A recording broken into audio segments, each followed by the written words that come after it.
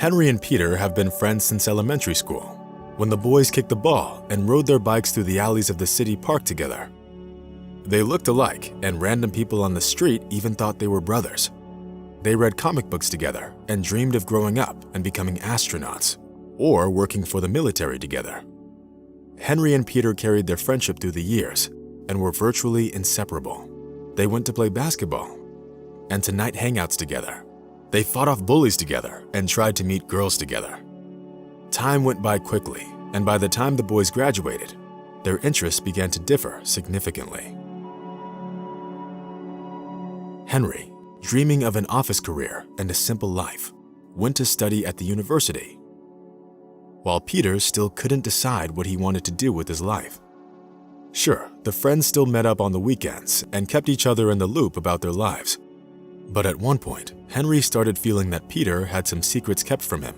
He felt it at some subconscious level, but he decided not to bug his friend about it, realizing that if he ever wanted or needed to, he'd tell him everything himself.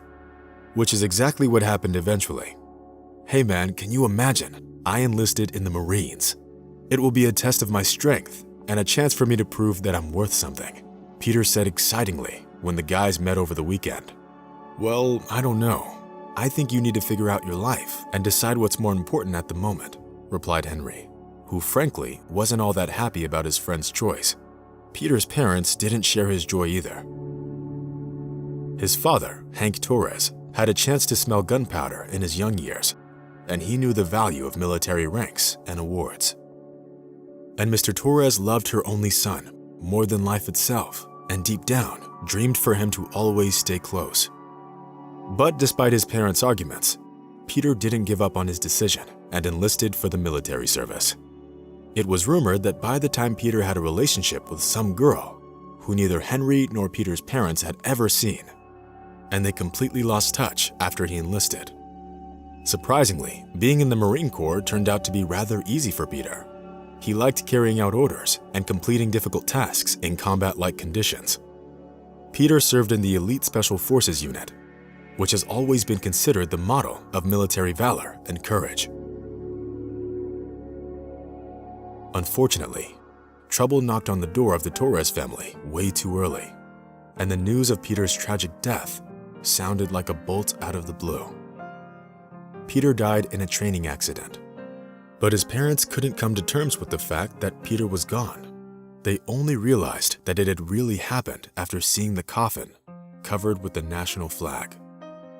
Of course, those responsible for the soldier's death were punished to the fullest extent of the law. But for the grief-stricken parents, this was little consolation. Henry was shocked by the news of his friend's death, but he still took on the organization of his funeral. Many of Peter's friends and other people who were devastated by the news of his terrible fate came to say their goodbyes. The death of their son had a damaging effect on the health of Rosemary and Hank Torres, who seemed to have instantly aged several years from their grief.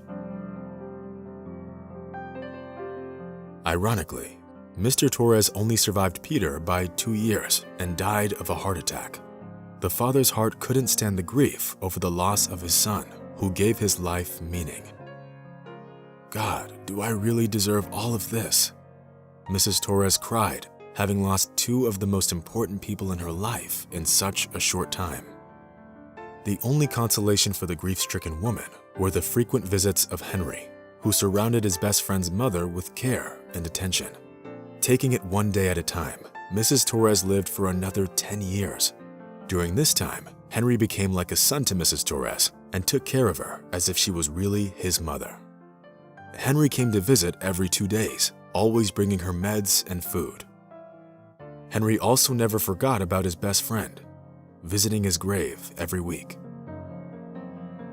It became kind of a ritual for Henry, who shared the most intimate details of his life with his deceased friend. "So, my friend, I'm not the same idiot I used to be. I'm in management now, and I earn good money, but everything's the same in my personal life. I still have no family or children. Now, if you are alive, you have certainly broken the hearts of many girls. You were a born winner, and women loved you," Henry said during one of his visits to his friend's grave. He usually had dinner with Mrs. Torres after these visits, and they would talk about the distant past for a long time, remembering when Henry and Peter used to go fishing or play basketball in the backyard of their house.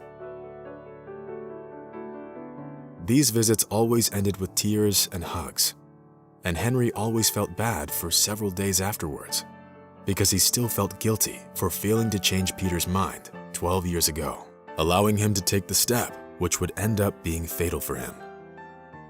But as we all know, you can't turn back time, and Henry understood it like no one else. One day, a beautiful young lady came to the office of the company where Henry worked as a manager. She was holding a folder with some documents. "Mr. Hayes, you have a visitor. She says it's about a job," Henry's assistant said via intercom. "Okay, let her come in," Henry said. Despite the fact that recruiting wasn't in his job description, he allocated some time to it anyway. The young woman's name was Holly Jenkins, and more than anything, she wanted to get the managerial position at this firm. When Henry first saw the young woman, his heart suddenly began to beat faster, and his pulse quickened, as if from a fast run. After running his eyes over the documents and recommendations from her previous places of work, Henry noted that Holly Jenkins was single and raising her daughter Lisa alone. Being the manager, Mr. Hayes asked the young lady a few more questions about work and her qualifications, and then said, "Well then, Mrs. Jenkins, I think you'll be happy to hear you're a good match and we'd like to hire you. Please leave your documents with my assistant and get to work." A sweet smile crossed Holly's face, and thanking Henry, she left his office. After this interview, the young man's heart was literally captivated by the new employee, who turned out to be very smart and hardworking, as well as pretty. Henry repeatedly noticed that Holly stayed late at the office, sorting out papers and reports for the month. One evening, Henry could no longer stand it and went up to the employee immersed in her work, saying, "Miss Jenkins, looks like you've been working overtime a lot, and you clearly deserve for me to take you home." Holly smiled wryly, but didn't refuse the offer. On their way home, the young people started talking, and Henry learned that Holly's daughter's father had died many years ago, and she had to raise her daughter all alone. "Well, it looks like you're doing a great job. Everything's working out," Henry said with notes of respect and sympathy in his voice. When they were at Holly's home, he wished her a good night and shook her hand goodbye.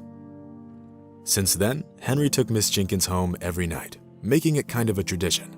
This tradition resulted in an intense romantic relationship, which surprised them both. Holly introduced Henry to her daughter Lisa, who liked the young and courteous man at first sight. The only thing that worried Henry was that he didn't dare to introduce his girlfriend to Mrs. Torres, who could be saddened by Henry's happy personal life and fall back into depression over Peter's death. Holly was rather worried over his frequent absences, during which he visited the mother of his deceased friend, who had moved to her parents' country house by then. Henry didn't tell his girlfriend about her or about Peter. It seemed superfluous to him and not particularly important for their relationship. As if feeling the distrust of her boyfriend, Holly chose not to share details about her past life and Lisa's father either. In an atmosphere of secrecy and reticence, Holly and Henry's relationship developed in a constrained and unhurried manner. They seemed to live a double life, hiding parts of themselves from each other. One day, on the anniversary of his friend's death, Henry came to visit his grave with a bouquet of flowers and their school photo of their friends from their last meeting before Peter went to the Marine Corps. As he walked down the alley, Henry thought about the best moments of their friendship. That day, he sat at his friend's grave for a long time, telling him about all the changes in his life and his relationship with Holly. After the cemetery, Henry decided to visit Mrs. Torres, who he hadn't seen in 2 days. Having come to the house, he used his own key to open the door, like he always does, and froze in surprise. Holly and her daughter Lisa were sitting on the couch in the hallway. Mrs. Torres was sitting next to them, beaming with happiness. "Holly, is that you? How did you get here? How did you get to Peter's mother's house?" Henry asked, giving Holly a hug. Holly quietly sobbed in response. "I should have told you earlier. Peter is Lisa's father, and you were his friend, right?